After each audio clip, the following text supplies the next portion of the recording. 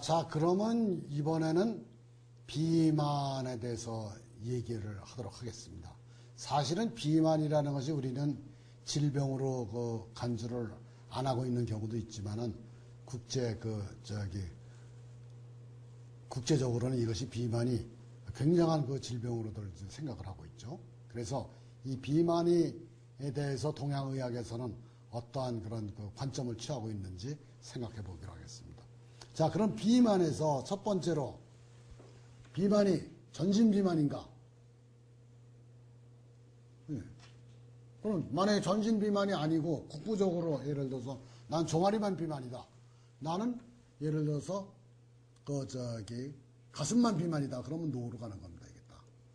이는 국부 비만이나 국부적인 어떤 붓기 이런 이제 떨어지는 건데, 만약에 이런 국부 비만 문제가 아니고 전신 비만이다.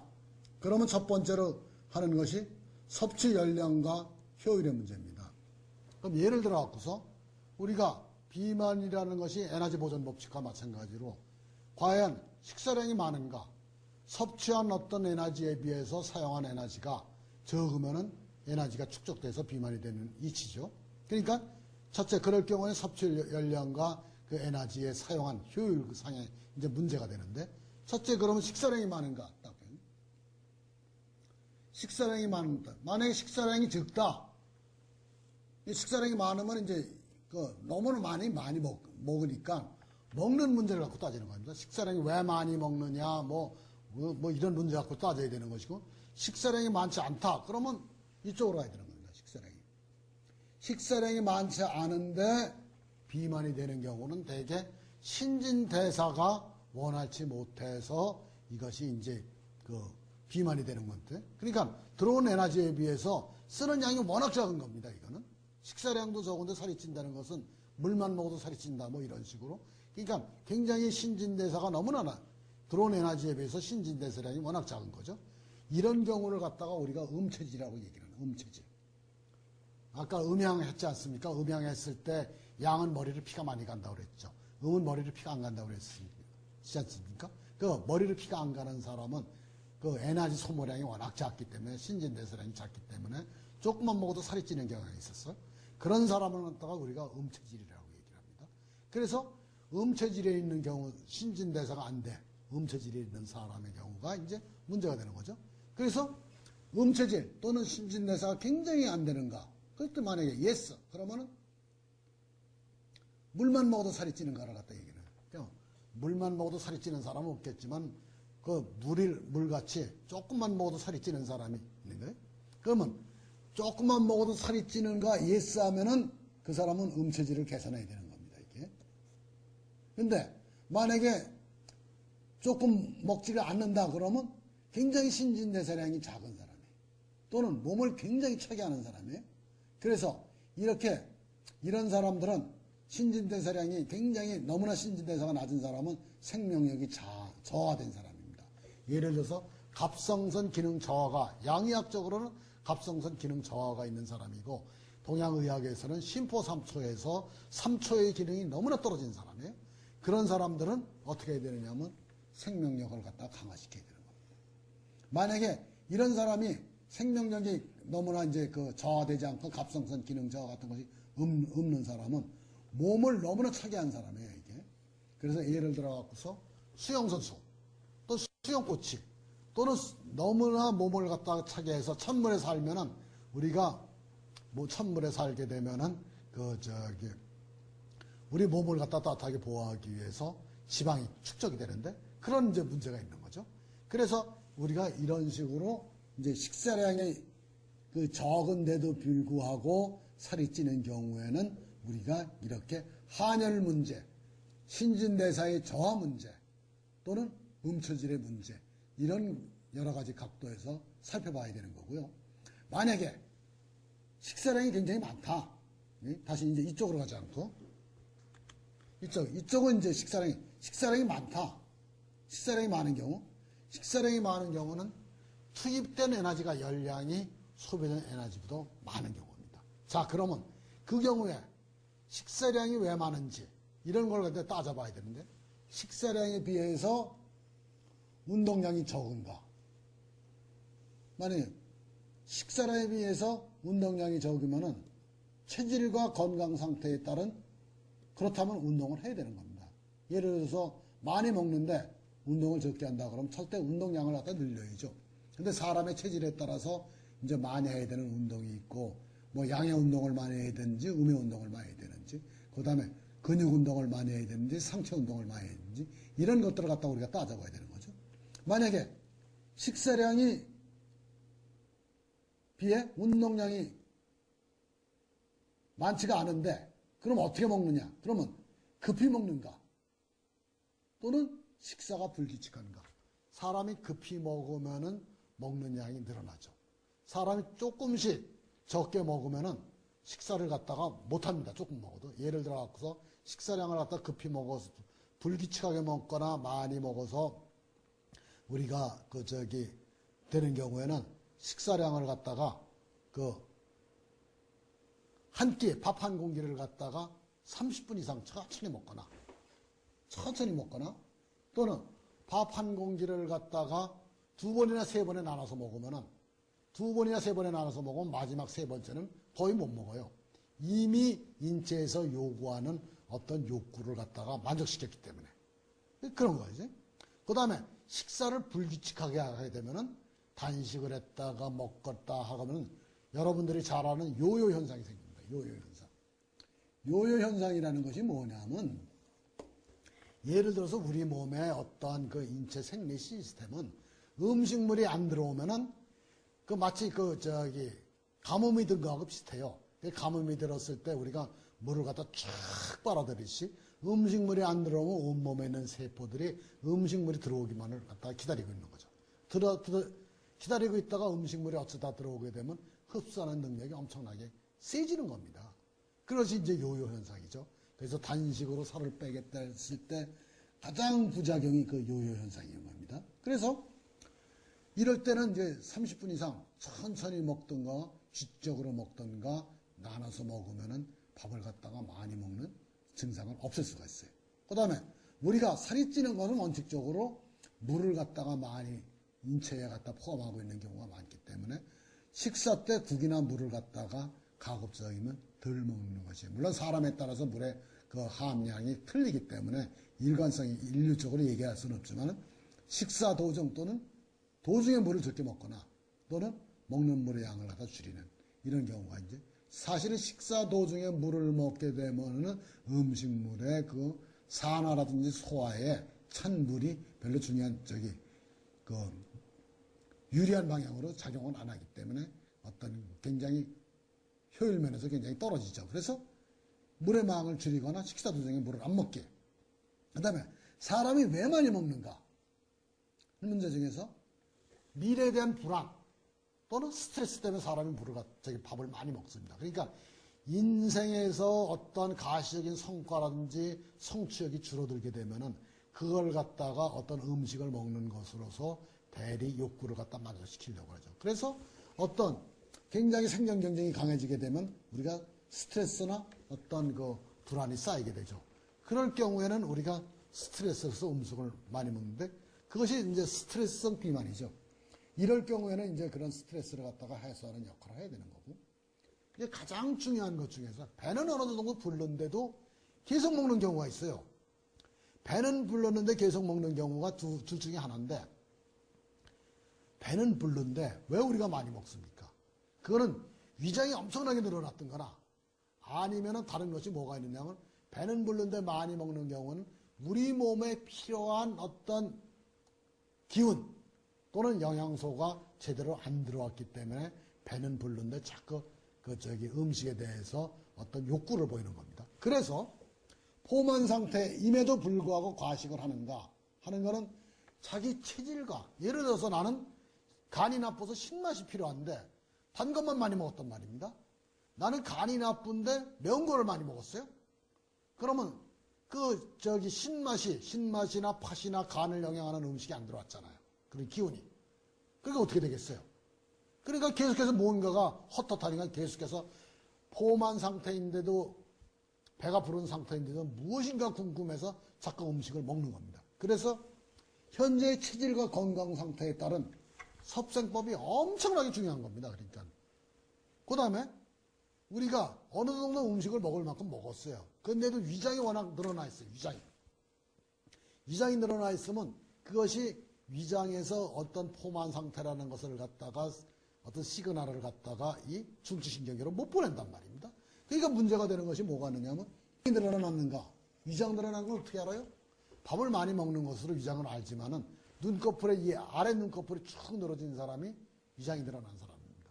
그래서 위장이 늘어난 사람은 이 위장을 갖다가 탄력적으로 이렇게 늘어나는 위장을 탄력적으로 복구시켜야 돼요. 위장을 탄력적으로 복구시키는 방법은 머그잔으로 따뜻한 꿀물을 갖다가 아침 저녁으로 한 잔씩 먹으면은 그 위장이 한 젊은 학생의 경우에는 한 3일 만에 쫙쫙으로 들어옵니다. 나이가 드신 분들은 한 뭐 일주일이 걸릴 수도 있고 조금 더 걸릴 수도 있고. 그런데 위장이 줄어드는 걸 갖다가 어떻게 하느냐 하면 보통 때 밥 한 공기를 먹었다 하면은 그 꿀물을 갖다가 아침 저녁으로 머그잔으로 한 잔씩 먹게 되면은 한 3, 4일 정도가 되면은 식당에서 밥을 먹을 때 한 공기에 반 공기 정도를 먹게 되면 이미 더 먹을 수가 없어요. 토할 것 같아. 그래서 딱 숟갈을 놓게 돼요. 그래서 그런 어떠한 그 습관이 생기겠냐 하면 자기한테 맞는 음식, 맛있는 음식, 양질의 음식만을 갖다가 골로 먹게 되는 어떤 그 분별력이 생기게 되는 거예요. 그래서 위장이 늘어나서 눈밑이 볼록한 사람은 꿀물이나 뭐 소고기, 아니 꿀물이 내가 보기에는 가장 좋은데 꿀물을 먹어서 탄력적으로 위장을 갖다가 복구하는 그런 그 위장 탄력 보건술을 갖다가 쓰는 것이 좋습니다. 그래서 요새 보면은 무슨 현대의학에서는 위장이 늘어나서 밥을 많이 먹는 사람을 갖다가 위절제 수술을 한다고 그러는데 위절제 수술을 갖다가 하는 것보다는 이것이 엄청나게 그것이 차원 높은 방법이죠. 사람들이 꿀물을 먹으면은 어떤 잘못된 생각을 갖고 있느냐 하면 살이 찐다, 이빨이 썩는다, 이런 얘기를 하는데 꿀물을 먹으면 절대로 살이 안 찝니다. 한번 꿀물을 갖다가 아침 저녁으로 머그잔으로 3일만 드셔보세요. 얼마만큼 위장이 팍 탄력적으로 털고무처럼 탄력적으로 신축성이 있어갖고서 음식을 갖다가 절대로 과식을 못하게 됩니다. 과식을 못하는데 살이 찔 수가 없는 겁니다. 그리고 과식을 못할 뿐만 아니라 자기 몸에 맞는 어떤 음식을 갖다 선별해 먹고자 하는 요구가 생기기 때문에 절대로 그것이 살이 찔 수가 없는 거예요. 그 다음에 자 과식을 하는 이유 중에 하나는 그 다음에 우리가 매운 음식보다도 신음식, 고소한 음식, 간을 좋게 하는 음식을 먹게 되면은 간은 자라나는 기운이죠. 애들을 키우는 기운이죠. 음식 맛이 엄청나게 좋아지는 겁니다. 그러니까 땅콩, 호두, 그 다음에 뭐 잣, 그 다음에 그 신맛의 오렌지 주스, 이런 걸 먹게 되면은 팥, 이런 걸 먹게 되면은 엄청나게 입맛이 돕니다. 그래서 많이 먹게 되는 거예요. 그래서 가급적이면 이것이 식욕이 좋은 사람들은 그 다음에 뚱뚱한 사람, 비만인 사람들은 이 신맛의 음식을 갖다 먹으면 안 되는 겁니다. 그 다음에 이게 그래서 음식을 마지막으로 나는 그렇지도 않은데 이 체질을 갖다 구분하는, 내가 음체질인가 아닌가를 갖다 이제 구분하는 걸 갖다 따져야 되는데, 음체질인가를 갖다 따지는 방법이 있죠. 아까 우리가 인형맥과 촌구맥을 찾잖아요. 머리로 올라가는 이 맥이 엄청나게 작고, 인형맥이 작고, 양이 작고, 손에 있는 이 촌구맥이 엄청나게 큰 사람, 두뇌는 작은데 몸이 큰 사람, 뭐 살이 쪄서 뭐 몸이 큰 사람도 마찬가지고, 그럴 때를 갖다가 우리가 음체질, 음인의 사람이라고 합니다. 이렇게 음인이 되면은 이런 음식을 많이 먹지 않는데도 음체질인 사람은 살이 찌기 때문에 이 음체질을 갖다가 개선하는 방법을 갖다가 우리가 구하는. 그래서 이 음체질 개선하는 방법은 나오는 겁니다. 그러면 음체질을 갖다가 과연 어떻게 개선하느냐 하는 것이 중요하겠죠. 그 음체질을 개선하는 방법에서는 일단 호흡으로 하는 방법이 있고, 그 다음에 운동으로 하는 방법이 있고, 그 다음에 기미로 음식으로 뜨거운 음식을 먹는 방법이 있고, 또는 침이나 뜸으로 하는 방법이 있는데, 이것을 이제 굉장히 간단히 말씀드리면은, 호흡으로 하는 방법은 호흡에서 호를 길게 내뿜고 짧게 들이마시는 거예요. 이게 이제 단전 호흡하는 방법인데, 호를 길게 하고 흡을 짧게 하면 머리로 올라가는 피가 많아져요. 인형맥이 커져서 살이 머리에서 쓰는 에너지가 많기 때문에 기초 신진대사량이 커집니다. 첫 번째. 두 번째는 마라톤, 등산, 걷기 이런 운동은 하체를 단련시키는 운동이에요. 그래서 마라톤이나 뭐 걷기 운동을 갖다가 등산을 오랫동안 하면은 어떤 현상이 일어나게 되느냐 하면 머리로 올라가는 피가 줄어들어요. 그래서 마라톤이나 등산을 갖다가 백두대간 등산 이런 걸 누가 좋아하느냐 하면 마른 사람들이 좋아해요. 하체 운동을 많이 해서 머리로 올라가는 피를 내리려고 그러는 겁니다. 살찐 사람은 상체 운동을 물론 하체 운동도 어느 정도 하지만 상체 운동, 이 에어로빅이나 하는 상체 운동 같은 걸 갖다가 보다 열심히 하는 것이 엄청나게 중요합니다. 그래서 살찐 사람이 백두대간 종주를 하거나 마라톤을 하게 되면은 더 말할 것도 없이 기분이 나빠요. 그래서 등산을 갔다가 살찐 사람이 등산을 갔다 오고 나면은 일시적으로 개운한데 자꾸 그것이 반복되면 머리로 올라가는 기혈의 양이 점점 줄어들어요. 그래갖고서 살이 점점 찌게 되고 나중에 기분이 엄청 나쁘다고 그래요. 제가 아는 어떤 그 은퇴한 교수님이 살이 이렇게 쪘는데 인형맥에 잡히질 않아요. 1900은 퍽퍽 뛰는데 이 손의 맥은. 근데 그 양반은 등산을 갔다 몇 시간 하고 나면은 다른 사람들은 딱 사우나하고 기분 좋다고 그러는데 그 양반의 기분이 엄청 나쁘다는 겁니다. 그것이 뭐냐 하면 머리로 올라가는 기혈의 양이 점점 줄어들었기 때문에 이런 식으로 해서 우리가 이 음체질을 갖다가 여러 가지로 개선할 수가 있는 건데 이거는 이제 조금 이제 전문가의 어떤 상담을 받거나 그 컨설팅을 받아서 좀 더 구체적으로 하는 것이 굉장히 좋아 보입니다. 자, 그러면은 만약에 전신 비만이 아니고 국부 비만일 때는 이게 이제 국부 비만은 좀 더 쉽습니다. 하복부 비만이다.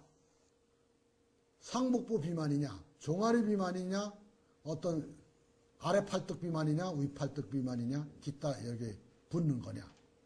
하복부 비만이라는 것은 뭐냐 하면 하복부 비만은 배꼽 아래를 얘기하는 겁니다. 배꼽 아래. 배꼽 아래 비만인 사람은 이게 신장방광이 약해서 비만이 되는 게 굉장히 많아요. 신장방광이 되면은 신장방광이 차거나 자궁이 차면은 왜 비만이 되느냐면 거기를 따뜻하게 하려고 지방이 낍니다.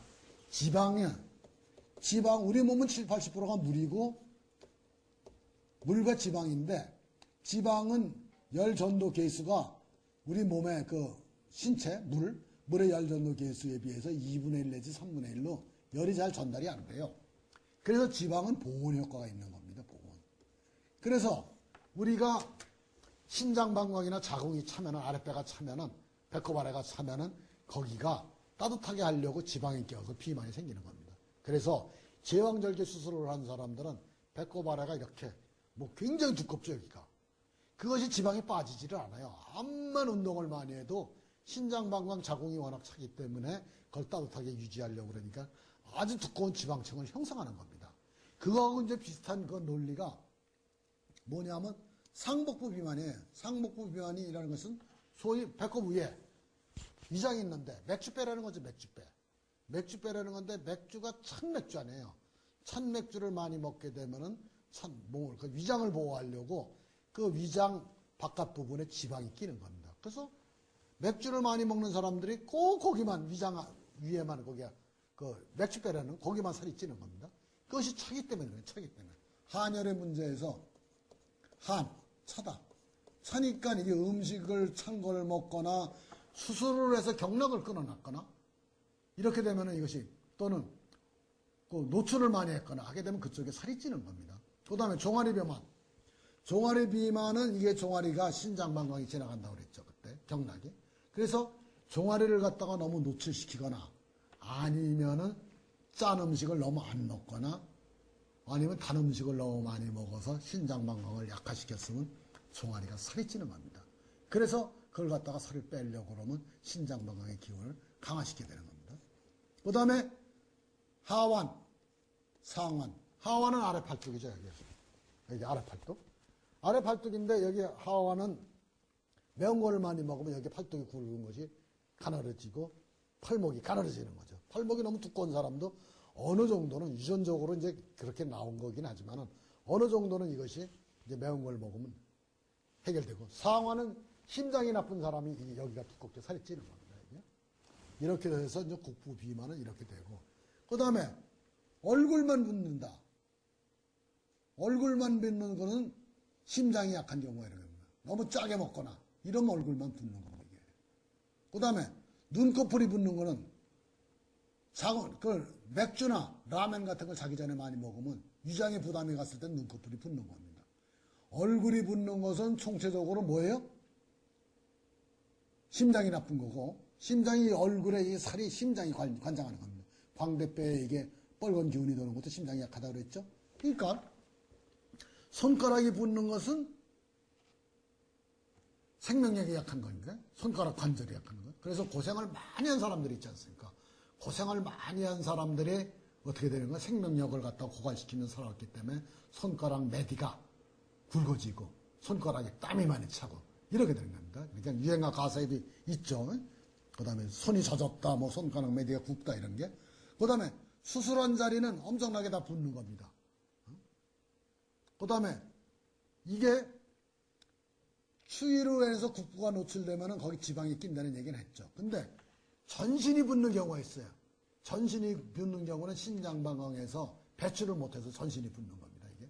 그래서 전신이 붓는 거는 신장방광이 나쁜 거죠. 그 다음에 지방간 뭐 이렇게 생기는 것은 지방이 간에 축적된 거기 때문에 이것은 지방을 갖다가 간을 갖다가 영향하게 되면 지방을 갖다가 붓는 것을 갖다가 그 지방에 간의 지방을 갖다가 우리가 효과적으로 다스릴 수가 있는 거죠. 이렇게 해서 전신 비만과 국부 비만을 갖다가 말씀을 드렸고, 자, 그 다음에 우리가 이제 그 광증, 이것이 엄청나게 중요한 그런 사안 중에 하나인데, 이게 광증이나 정신병. 우리가 이제 인생살이에서 이 광증이나 정신병을 갖다가 굉장히 우리가 어떻게 핸들할 수가 없는 어떤 그 질병으로 생각을 하는데, 사실은 이런 광증이나 정신병은 어떻게 보면 사소한 초기의 감정을 갖다가 제대로 해소를 못해서 생기는 경우가 굉장히 많습니다. 예를 들어서 우리가 화를 낸다. 화가 나면은 우리가 간이 굳는다고 그랬죠. 근데 화가 날 때 화를 갖다가 어느 정도는 내거나 화를 갖다가 제대로 풀어야 돼요. 근데 화를 내는 걸 갖다가 우리가 화를 내는 것은 뭐 점잖지 못하다, 화를 내는 것은 뭐 실패하는 거다, 화를 내는 것은 뭐 약간의 그 잘못된 이런 생각이라고 화를 갖다가 제대로 해소를 못하는 경우가 많아요. 이렇게 분노나 화를 갖다가 우리가 머리로 이성으로 이해를 하고서 풀든가 어느 정도 다른 형태로 가서 그걸 갖다가 친구들에 의해서 해소를 시키거나 또는 화를 갖다가 약간의 표출을 함으로 해서 화를 빨리 없애야 되는 겁니다. 근데 이런 지속적으로 화를 내는 감정을 갖다가 내면에 내재시켜 갖고서 이걸 지속적으로 증폭하게 되면은 화를 내지 말아야지. 나는 뭐 점잖은 사람인데 군자인데 이렇게 되면 화가 내면에서 급격하게 확대 재생산됩니다. 그러면 이것이 분노로 되거나 굉장한 폭력을 발생하게 되거나 존속상해로 이루어지는 것이 이게 화에 의한 저겁니다. 그래서 이게 분노나 폭력이나 존속상해는 간의 병이 극도로 그것이 크게 확산된 것을 생기는 건데 이 초기에 이게 화를 내는 증상으로 이걸 갖다가 제대로 컨트롤 못해서 생기는 증상이 이게 분노, 폭력. 그래서 분노나 폭력을 하는 사람들은 대개 이것이 얼굴이 기다란 사람들이 많은데 간이 큰 사람 이것이 어떤 간의 기운의 초기에 어떤 감정 조절을 갖다 제대로 못한 겁니다. 그리고 우리가 인정한 거 화를 냈는데 화가 나는데 화가 났다고 인정하면 그 화가 그걸로 딱 사라집니다. 우리가 인정한 기운은 사라져요. 사라지는데 나는 화가 안 냈다. 화가 났는데 일부러 화가 안 났다고 그러면 그 화난 감정이 엄청나게 증폭돼서 분노로 되는 거니까 여러분들이 이런 것을 잘 알아야 되는 거예요. 사랑. 화의 그 감정이 사랑 아니에요. 사랑. 사랑인데 우리가 어떤 사람 어릴 때 사랑을 갖다 제대로 받고 자란 사람. 네? 사람이나 사랑에 대한 어떤 표출이 자연스러운 사람은 이 이상한 감정이 사랑에 대해서 감정이 자연스러운데 이 사랑을 갖다 제대로 못 받고 자랐거나 사랑에 대한 감정 표출이 억눌렸거나 왜곡되면은 병적인 소유욕으로 되는 거야, 이게. 우리 영화 같은 데서, 미저리 같은 데서. 아니면 아주 집착이 강한 어서 스토커가 되는 겁니다. 그래서 우리가 어떤 사랑의 감정을 갖다가 사랑하면 사랑한다, 좋다, 사랑을 제대로 받고 자라거나 그런데 사랑을 갖다가 굉장히 억눌린 이런 그런 왜곡된 감정으로 사랑의 어떤 감정이 잘못 표출이 되게 되면 뭐예요? 병도 유혹이나 어떤 이건 큰 사회적인 문제로 이제 되는 거죠. 사이코패스라든지 이런 거. 이 스토커가 되는 거예요. 그 다음에 부러움. 다른 사람이 친구들이 나보다 잘하는 것이 있고 친구가 더 뭐 인물이 좋을 수도 있고 공부도 잘할 수도 있고 나보다 나은 것이면 부러움을 표출해야 돼. 나는 네가 부럽다, 좋다. 그렇지만 나는 나대로의 어떤 개성이 있고 내가 부족하는 것이 나의 인생의 모티브가 되기 때문에 너는 갖춰서 행복하지만 나는 부족한 것이 나의 인생의 모티브가 되기 때문에 나는 이것을 갖다 긍정적으로 생각한다. 이런 거 아니야 이게. 그러니까 뭐 그 스타 강사 뭐 이미경 씨 같은 사람들이 하는 얘기가 그런 건데 이게 어떤 모티브가 되는 거죠. 그래서 부러움이라는 감정이라는 것이 이게 굉장히 이게 근데 부러운 것은 부럽다고 얘기를 해야 됩니다. 근데 부러운 것을 부럽다고 이게 토의 감정인데 그런 부러운 감정을 갖다가 제대로 표출하고 해설을 못하면 이게 시기심이 되는 겁니다. 시기 또는 극단적인 질투심 해서 이것이 굉장히 어떤 그 자기 자신의 인생을 갖다가 굉장히 왜곡된 방향으로 이것이 인도하게 되는 것이 이런 감정이죠. 슬픔은 울어야 되는 겁니다. 이게 어느 정도는.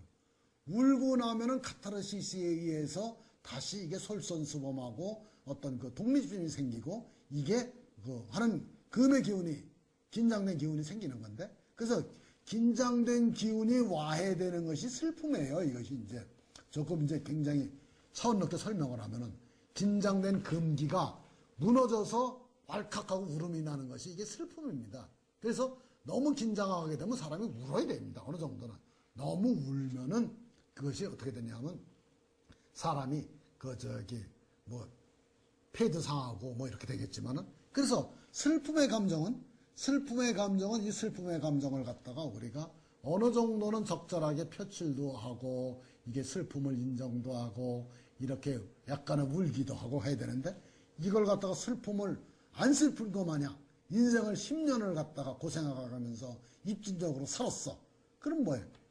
그러다가 어느 날 갑자기 배반을 당하거나 또는 그 자기가 어떤 그 헌신한 것에 대한 반대급부를 갖다가 받지 못하게 되면 만성 우울, 극도의 비애, 자살 이렇게 되는 겁니다, 이게. 그래서 금에 잘못됐을 때는 독재를 되는 극단적인 어떤 상황을 갖다가 표출하는데 이것이 그 슬픔은 울어야 돼요. 그래서 멜로드라마를 보면서 어느 정도 눈물을 짓는 것은 그거는 당연한 감정인데 그래서 우리가 이런 슬픔의 감정을 갖다가 어느 정도 표출하고서 다시 카타르시스를 갖다 가져야 되는 거죠. 그 다음에 수의 감정은 두려움입니다. 무서운 건 무섭다고 얘기를 하고 놀랬다 무섭다 이게 이렇게 얘기를 해두면 무서운 걸 무섭다고 얘기를 하면 나는 저기 고소공포증이 무섭다. 그러면 그것이 고소공포증으로 아주 확대 재생산이 안 되는 겁니다. 이게. 그래서 우리가 보세요. 이 사랑 문제에서 사랑을 하다가 실현을 했어. 실현을 했지? 실현을 했어. 실현을 하게 되면은 자기가 실현했다고 인정을 하고서 그 남자나 여자가 떠났다. 빠이. 이 정리할 수가 있는 겁니다. 이거는. 근데 자기가 실현을 했는데 그 여자는 그 남자는 자기를 떠나지 않았다고 생각을 하는 거야. 이게. 정리를 못하는 거면 그 실현의 감정이 극도로 확대 재생산되는 겁니다. 그래서 이거는 굉장히 어떤 비극적인 상황으로 그 사람을 갖다 몰고 있어가는 것이 이런 감정 표현의 잘못인 겁니다. 그래서 실현을 했으면 실현을 했다. 그래서 내가 두렵다. 밤에 두렵다. 밤에 나는 강도나 도둑놈이 두렵다. 그럼 강도나 도둑놈이 두렵어 하고 얘기를 해야 되는 거예요. 난 저 골목을 지나갔다 무섭다. 근데 그걸 얘기를 안 하면은 어느 날 진짜 이 두려움의 감정은 이런 감정들이나 생각은 그런 상황을 갖다 우리한테 만들어낸다고요. 그래서 나는 강도나 밤길에 어떤 사람이 무섭다 하고서 그걸 갖다 표출하고 친구들한테 얘기도 하고 야 거기 그 얘기를 하면 이런 두려움의 감정이 해소가 된다고요. 근데 이런 두려움의 감정을 표출을 안 하고서 마음속으로 잔뜩 갖고 있는 거예요. 그럼 어떻게 되겠어요, 이게? 이게 어느 날 그런 두려움의 감정이 그런 상황을 갖다가 만들어내는 겁니다. 이상하게도 강도나 강간이나 뭐 이런 걸 하는 친구들도 자기의 느낌이 가는 사람한테 가는 겁니다. 그런 두려움을 강력하게 느끼는 사람한테. 그래서 여러분들이 그래서 이렇게 불안초조하거나 생명력이 약해진 불안초조한데 그래서 이런 경우에는 좌절, 절망, 우라병이 있는데 불안초조한 감정을 얘기를 하세요. 누구한테? 친한 친구, 베프한테나 부모한테나 또는 누구한테나 하면 되는 겁니다, 이게. 또는 어떤 상담소한테나. 그래서 이 초기의 감정을 갖다가 우리가 적절하게 얘를 갖다가 표출하고 인정하는 것은 확대 재생산이 안 됩니다. 내가 조금 못생겼다. 내가 뭐 돈이 없다. 이렇게 되면 아주 커다란 불행으로 이끌어지지가 않는 거라고요. 그래서 여러분들이 이런 것을 갖다가 잘 아시는 것이 이제 굉장히 중요하다고 생각해서 이러한 초기의 감정을 갖다가 잘못 억제하고 잘못 해소하고 거기다가 음식 먹는 것도 잘못 먹고 섭생도 잘못하면은 이러한 아주 극단적인 어떤 그 정신적인 광증 또는 정신병으로 이것이 이제 되는 건데 이거를 갖다가 우리가 단순히 다 심리적인 병으로 윤리적인 차원으로 얘기하는 것이 엄청나게 잘못된 것입니다. 그래서 이제 예를 들어서 음양오행의 상생상극의 루트가 지난번에도 한번 말씀드렸지만 동정요법이나 자연치유의 이게 방법입니다. 예를 들어서 이게 상생상극을 말씀드렸잖아요. 목에 해당되는 어떤 독소가 들어왔대요. 독소. 감기인자, 바이러스 또는 유행성 질병, 독감이 목에 해당되는 것이 들어왔으면 이것이 목국도를 했잖아요. 얘가 죽었어. 토국수를 못해. 수가 살았어. 수국하라 해서 얘가 죽었어. 그럼 화극금을 못해. 얘가 살았어. 얘가 다시 얘를 죽이는 겁니다. 그래서 어떤 질병이 들어오거나 감기나 유행성 굉장한 질병이 왔더라도 생명력이 왕성해서 이 상생상극이 완전히 돌아가되면은 어떻게 되느냐 하면 병은 저절로 고쳐지는 겁니다. 그래서 우리가 무슨 어떤 병이 왔더라도 생명력이 일단 왕성하게 되면 병은 자연치유가 되는 겁니다. 자연치유고 그다음 면역이라는 것은 미리 그 독을 맞는 거 아니에요. 독을. 면역이라는 건 그 독을 갖다가 미리 맞는 거 아니에요. 면역 주사를. 독을 맞아 놓으면은 목이라는 독을 갖다가 미리 맞아 놓으면 뭐가 생겨 있어요. 금이 생겨 있다고요. 완전히. 나중에 목이 들어와. 그럼 금으로 치워버리는 거예요. 이게 면역이에요. 자연치유에 응용된 상태가 면역이고 그 다음에 이 자연치유나 면역의 특별한 경우가 동정요법인 거예요. 말라리아에 키니네 아니에요. 말라리아에 걸렸는데 키니네를 먹으면 그렇게 열이 나고 하는데 말라리아에 걸린 사람한테 키니네를 줬더니 이것이 치료가 되는 거 아니에요. 그래서 이런 것들이 다 뭐다?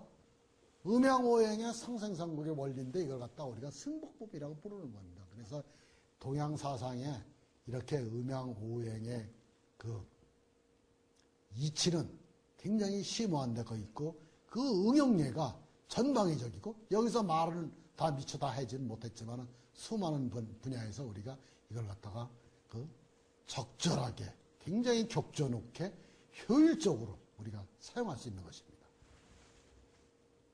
그래서 이제 이 중요한 것 중에 하나가 예를 들어서 산업안전예가 굉장히 중요한데 여기서 이제 대표적인 얘기만 하나만 하면 고소공포증이라는 게 있어요. 고소공. 옛날에 우리나라가 박정희 대통령 시절에 그 고층 건물 작업을 굉장히 많이 했어요. 그때 고층 건물에서 무서워서 떨어져 죽는 사람이 굉장히 많았다고 그래요.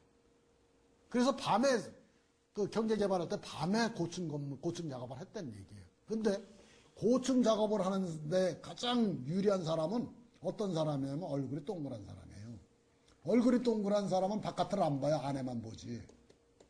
그래서 바이킹이라든지 청룡열차를 탔을 때 얼굴이 동그란 사람은 바깥을 안 보고 안에만 보기 때문에 청룡열차를 타거나 저기 높은 데 올라가거나 무슨 이런데 바이킹을 타거나 전혀 이런 흔들바위에 올라가서 막 발을 굴르는 사람이 얼굴이 동그란 사람 또는 사주에 토가 강한 사람은 전혀 고소공포증에 이것이 문제가 없는 겁니다. 이게.